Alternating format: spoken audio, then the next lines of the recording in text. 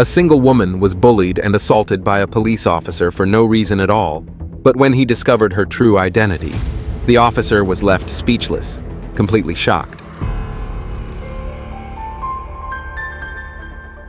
Outside the diner window, Pittsburgh's early morning fog pressed against the glass like breath held too long. The city was waking up slowly.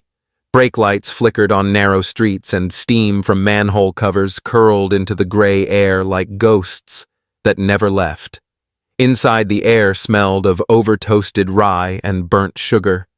Olivia Reed sat alone at a corner booth, her long fingers wrapped around a chipped ceramic mug. She hadn't touched the scrambled eggs. Her mind was too full. Her father's badge lay flat on the table, half covered by a napkin. The nickel plating had dulled over the years, but the etched numbers were still clear. 4287. His badge was her compass, always pointing her toward what was right, even when the ground beneath her shifted. He'd been internal affairs, old school, straight as a steel rod. He wore his decency, like others wore armor, and it got him killed. 10 years ago, Olivia was 17 and waiting on the porch when the black car pulled into their driveway. Her mother never cried out loud that night. She just folded the dish towel slowly, like it was the only thing holding her together. Olivia never forgot the headline, "Detective William Reed killed in gang crossfire." But she knew the truth.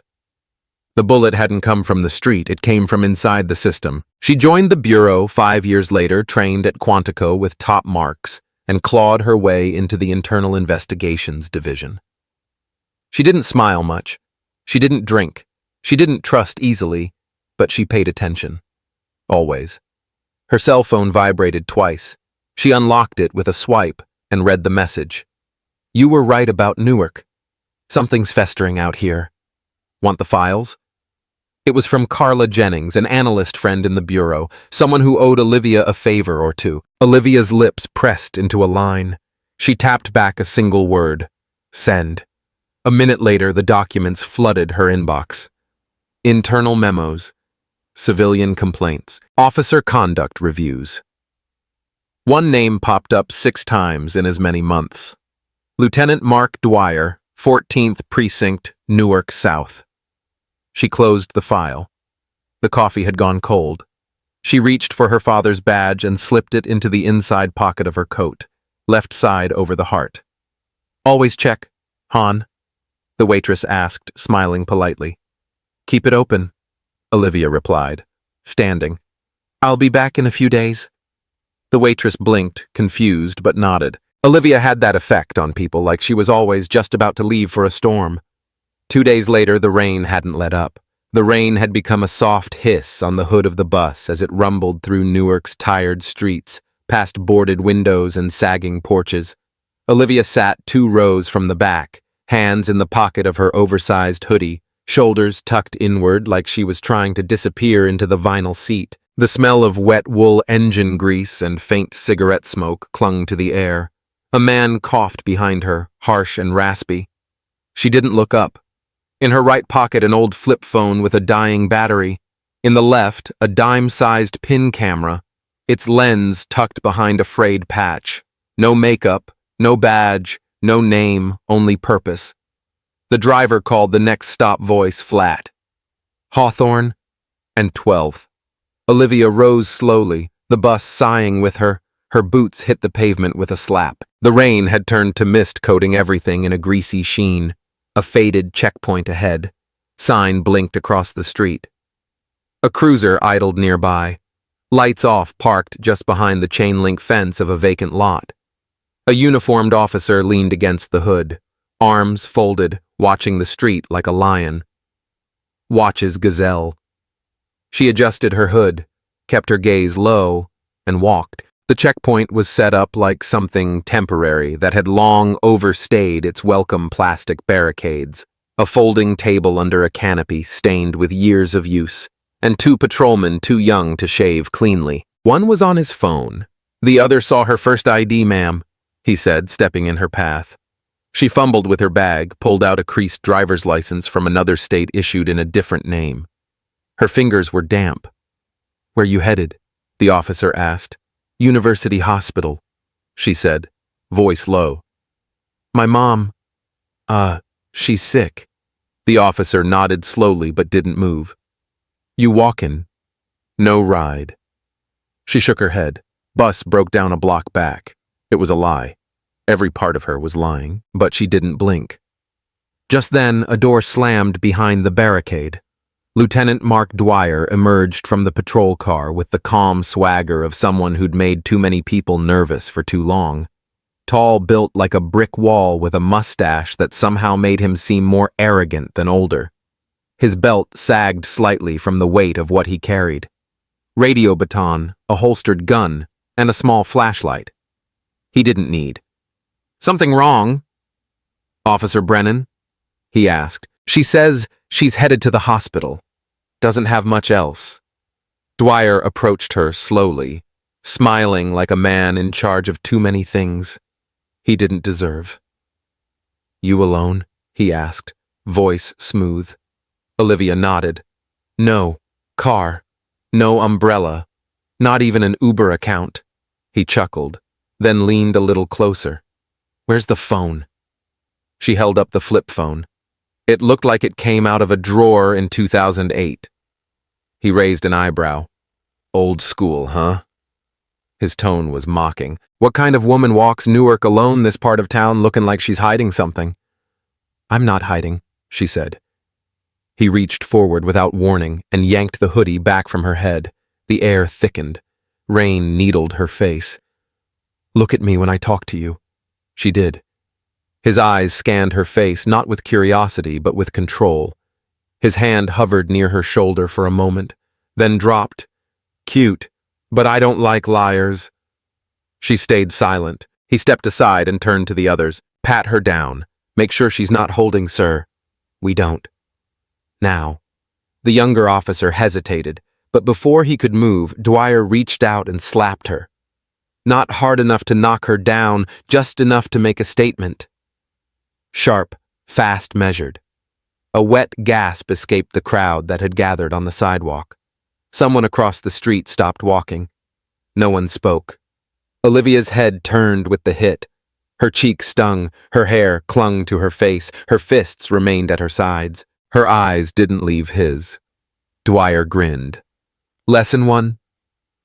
This ain't your city. She said nothing, but the pin camera recorded everything. His face, the strike, the angle of his smirk. Behind her calm eyes, something hardened. 3 hours later, back in her rented motel room, she peeled off the hoodie, placed the tiny recorder on the bedside table, and clicked, Upload to Bureau. The screen blinked once, then green. She stared at the ceiling, breathing slowly. The silence in the room felt artificial, like it didn't belong in the same world she'd just walked through. She reached for the leather pouch in her duffel and opened it. Inside, her father's badge gleamed faintly under the yellow lamp. Left side over the heart, always. She opened a new case file and typed the name at the top, Operation Broken Silence, and beneath it the first entry. Subject Lieutenant Mark Dwyer. Excessive force, unlawful intimidation, suspected pattern of abuse. Video evidence recorded 14:06. The morning sun broke through the haze like a spotlight, sharp, uninvited. At 8:03 a.m., the conference room at the FBI's Newark field office was already full. Fluorescent lights hummed overhead. Coffee machines gurgled in the background, filling the room with the bitter scent of scorched beans and impatience. Lieutenant Mark Dwyer sat with his arms crossed, legs spread too wide for the folding chair beneath him. He was flanked by 6 other precinct officers, some uniformed, some in plain clothes, all called in under the vague pretense of an interagency collaboration briefing. He cracked a joke about federal overreach. The man beside him laughed. Then the door opened. The woman who stepped in didn't match the memory Dwyer had of the hooded loner with the tired eyes. Now she wore a tailored navy suit, hair pinned back, chin level, a badge hung from her neck unmistakable in its authority. She moved like someone with nothing to prove and nothing to hide. Olivia Reed didn't glance at Dwyer right away. She set a tablet on the podium, connected it to the screen, and tapped twice. Morning, I'm Special Agent Reed, Internal Investigations Division. she said evenly. Let's keep this brief. The screen lit up. There was no build-up, just video. Olivia standing at the checkpoint. The exchange. Dwyer's voice. The slap. The shift in her gaze. The unflinching stillness afterward. It played with no narration, just the hollow sound of truth landing like a blow. A sharp breath came from somewhere behind Dwyer. One of the officers shifted in his seat. When the footage ended, Olivia finally looked at him. Mark's tan had faded. His mouth opened slightly, but no words came out. His eyes bounced from Olivia to the screen, then back to her face, unreadable.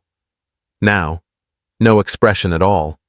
I'll be forwarding this to internal oversight, she said, her voice low but firm. Effective immediately. Lieutenant Dwyer is placed under investigation, pending suspension. Are you serious? He muttered. Olivia didn't respond. She turned to the rest of the room. As of this morning, Operation Broken Silence is live. 18 precincts, including this one, will undergo covert evaluation of conduct compliance and community trust. Particular focus will be placed on use of force incidents, civilian complaints, and treatment of marginalized populations. She let the words hang. No one moved. This isn't about punishment, she added. It's about accountability. Then her voice hardened, and if you've built your career on fear, that day's over. A long silence. Then someone stood, a thin man from the 3rd District Gray at the temple's chest, tight under his faded uniform. I've been waiting 20 years for someone to say that out loud, he said, barely louder than a whisper. Olivia nodded once. She didn't smile. That afternoon, she sat on the floor of the archive room, jacket tossed beside her, dust coating her jeans. The room smelled like time, like cardboard and damp ink. Rows of file boxes stood like tombstones, their labels fading and curled at the edges. She flipped through one after another. Assault, excessive force, harassment, all closed with a single stamp, insufficient evidence, until she found it. Shaw Emily, case number 247B, age 19. Status, dismissed. Reason, victim recanted under pressure. She opened the folder slowly. There were only 3 pages. A brief report, 1 interview, a hand-scrawled note. Subject not credible. No audio, no body cam footage, no follow-up. Olivia clenched her jaw. Back at her desk, she ran a trace on the original case officer, retired 2 years prior. No forwarding address. But Emily Shaw hadn't vanished. The last known location, a rural town 40 miles west of Trenton. Olivia drove out the next morning.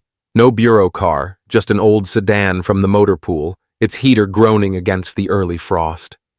She found Emily in a quiet duplex at the edge of town. The porch was lined with wind chimes, all tangled from years of weather. The woman who answered the door was no longer 19, mid-20s now, pale drawn. She recognized Olivia's eyes before her name. I told them everything, Emily said, and they shut the door. I'm not them, Olivia replied. They sat on the front steps. Emily's hands shook when she lit a cigarette. The silence between them wasn't awkward. It was shared space. Familiar. He said no one would believe me, Emily whispered. And he was right. But I do, Olivia said.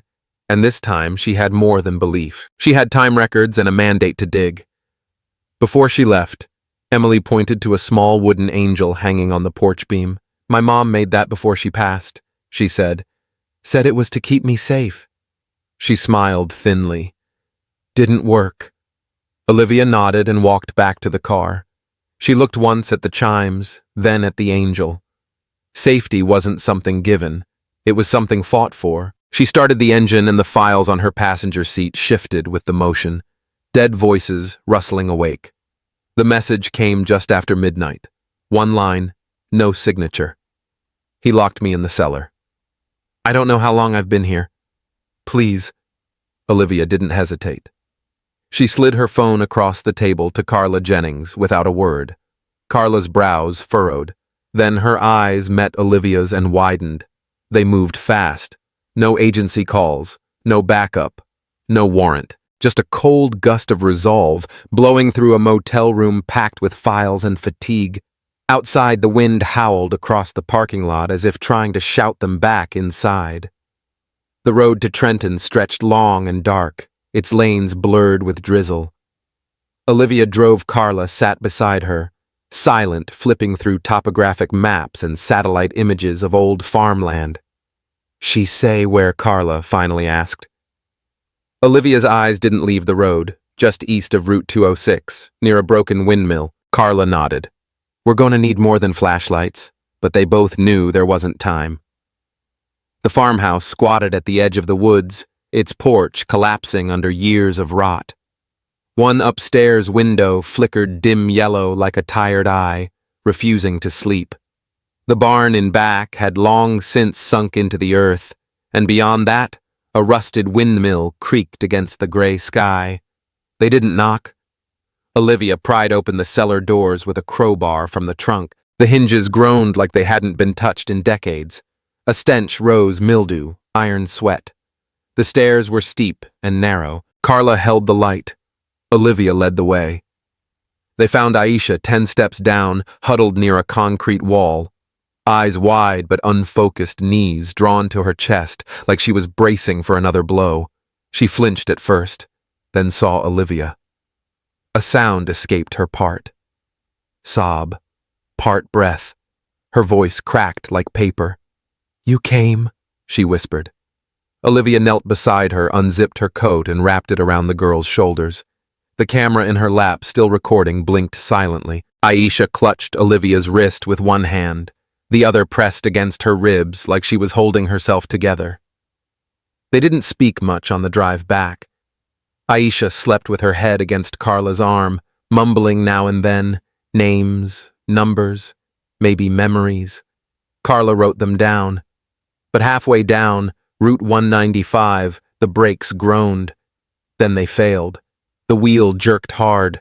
Olivia fought to keep them on the road, tires screeching against wet asphalt. They skidded, spun, landed nose first into a ditch.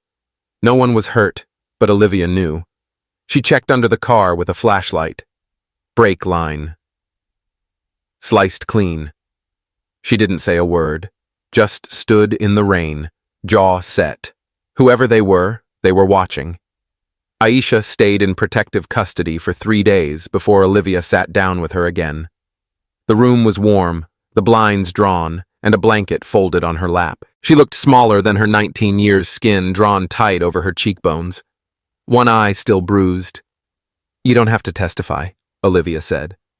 "We can document everything without putting you on the stand." Aisha met her gaze. No, I want to." Her voice was low but steady now. A different kind of silence wrapped around her, the kind born of decision, not fear. The hearing was held in a closed courtroom.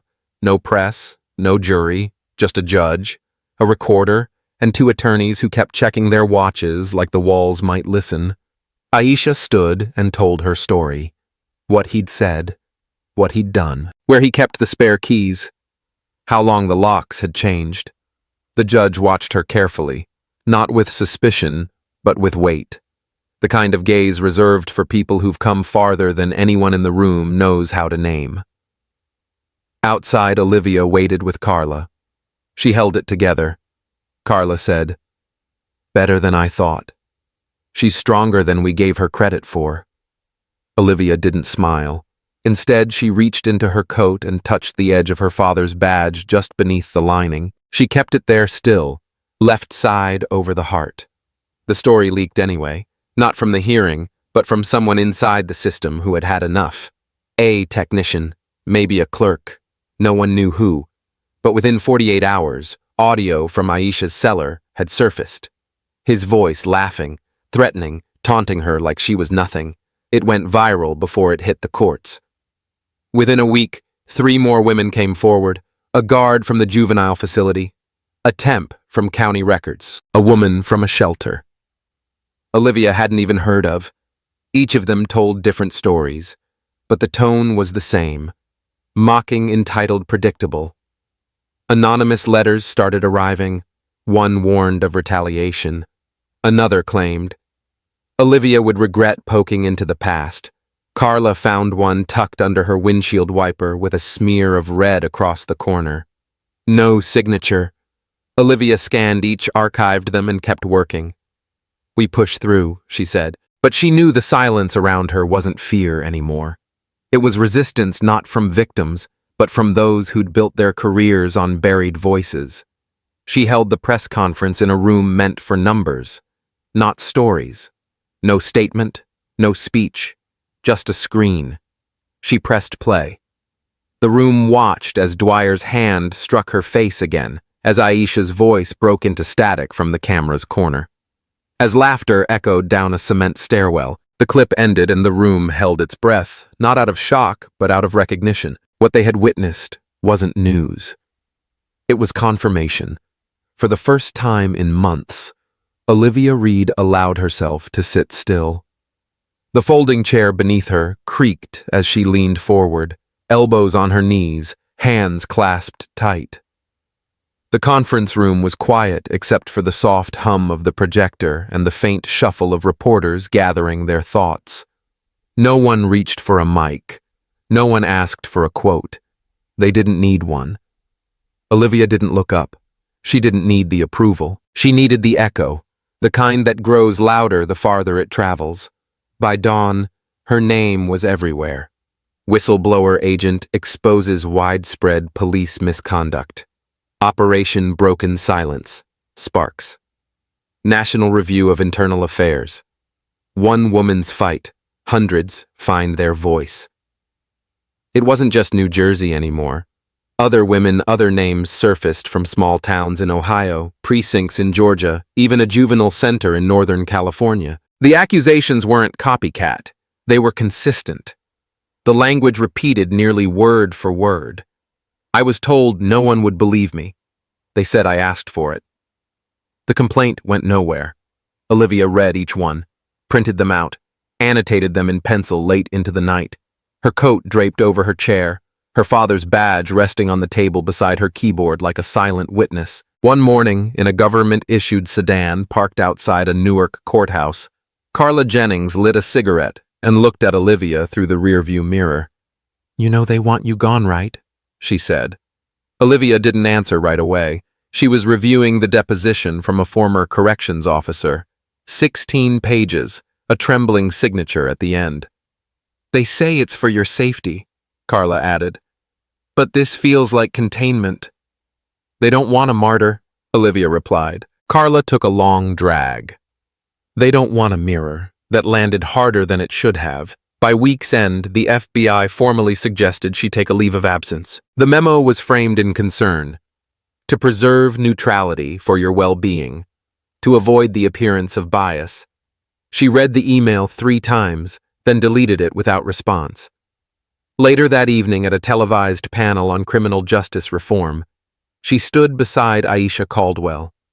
Now no longer the trembling figure in a cellar, but a young woman in a clean blazer and firm voice. Aisha looked out across the audience and said, "I used to believe silence kept me safe, but silence just kept me stuck." Applause rippled through the auditorium. Some stood, others wept. Olivia, seated at the edge of the stage, blinked once and folded her hands in her lap. No pride, no relief, just clarity.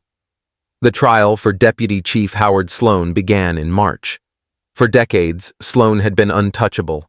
Rubber-stamped promotions, handshakes from governors, a retirement fund waiting in the wings. Now he sat in a courtroom behind a pane of bulletproof glass, his expression unreadable. The courtroom was tense, filled with low murmurs and sharp glances.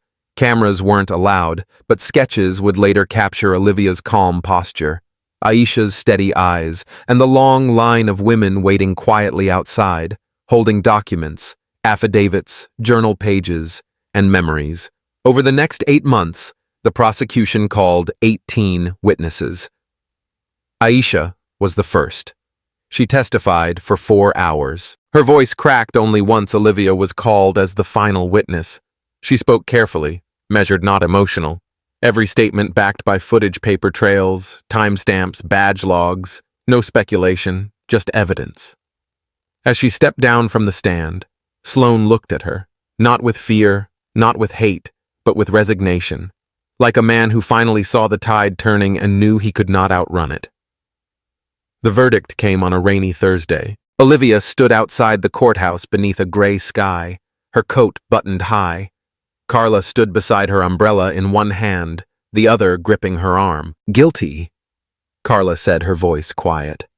Olivia exhaled through her nose. No smile, no reaction. "Doesn't feel like victory?"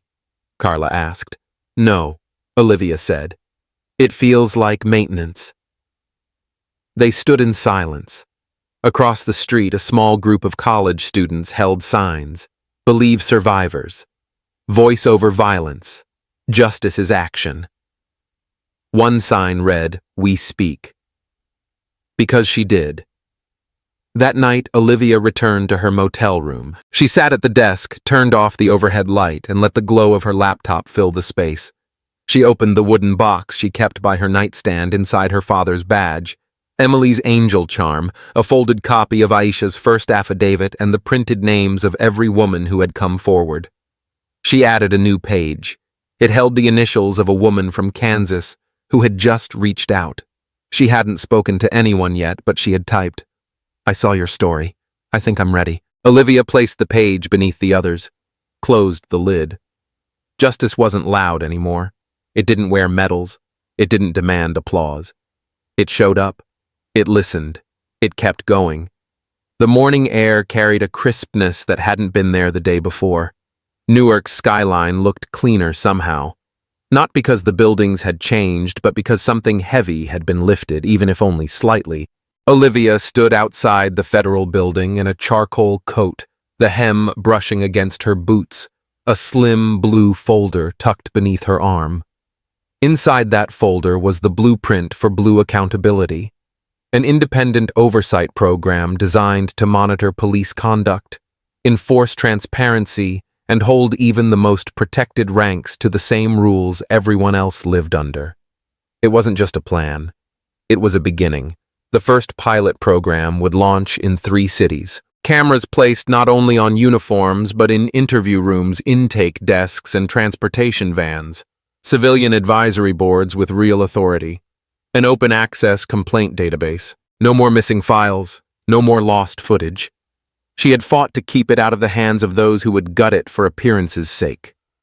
And today it was hers to sign into existence at the community center across town. Aisha stood behind a folding table, handing out flyers to high school juniors and seniors. She wore a simple blue blazer over a white blouse, her hair pulled into a loose bun, her tone warm but direct, as she explained the basics of criminal justice reform to a group of skeptical teens. One girl tilted her head and asked, "So, what do you even do now?" Aisha smiled. "I study criminology at Rutgers, but mostly I help people learn how to speak up, especially when they're scared." She said it with ease, but there was weight behind it. That night, Olivia found a letter waiting in her inbox. Aisha's handwriting was neat, but slightly angled, the loops in her Y's soft like vines, curling upward. "Dear Olivia, thank you for coming when you did. Not just to the cellar, but into the dark places no one else wanted to see. I'm in school now. Someday I want to be where you are. Maybe I'll stand in rooms you've already cleared, or fight fights you started. But I'll never forget who turned the key first. Love, Aisha." Olivia set the letter beside her laptop. For a long time, she didn't move. She just breathed. Quietly. Fully. Weeks later, she found herself standing in front of a classroom at the FBI Academy in Quantico. The rows were filled with new recruits, eager, anxious, and dressed too sharply for the wisdom they were about to need. She didn't carry notes, didn't need them. "Not every battle will look like the training yard," she began. "You won't always be chasing suspects down alleyways. Sometimes you'll be chasing the truth through paperwork, or silence, or policy, and you'll have to choose comfort or integrity." They leaned in. She paused, scanning the room. Her fingers lightly brushed the inside lining of her jacket, where the outline of her father's badge still rested against her heart. The angel charm from Emily now hung discreetly from her lanyard, a quiet symbol only she understood. 2 stories once buried, now carried with care. I was taught that justice is a courtroom, she continued. But justice is also a hallway, a waiting room, a night when no one shows up except you, and you stay anyway. The room was still. Not all battles are fought with guns, she said. Some require something else entirely. She didn't name it. She didn't have to. That evening, as she stepped out into the golden light spilling across the lawn, Carla was waiting by the car, sipping from a paper cup. Well, she asked, handing Olivia her own coffee. Olivia took it. They listened. Carla smirked. Maybe we're getting somewhere. Maybe. They stood together for a moment, watching a hawk circle high above the training fields. You think it's over? Carla asked. Olivia shook her head. No, but it's quieter now. Carla looked sideways. Good quiet. The kind before something new begins. Back in her motel room that night, Olivia opened the wooden box once more. The pages were thicker now. Dozens of names. Dozens of voices. She added one more AC. Rutgers. First-year criminology. Then on a fresh sheet beneath it, she wrote, Justice doesn't retire. She closed the box and turned out the light.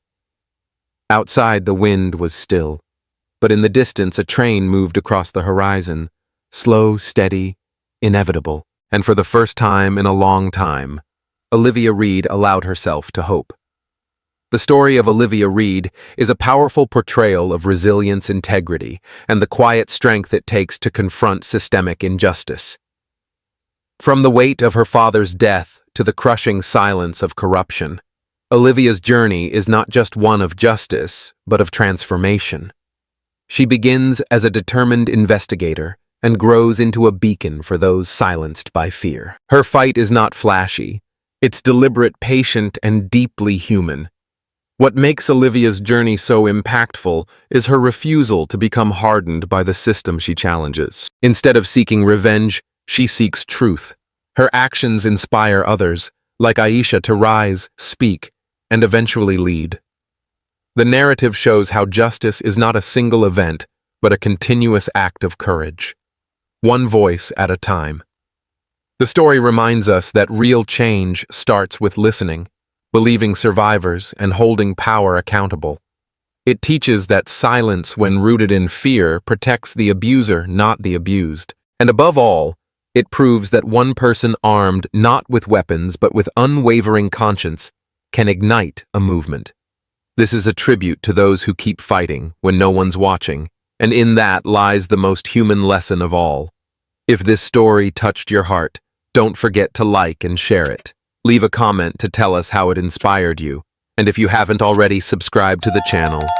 May God bless you and be with you every step of the way.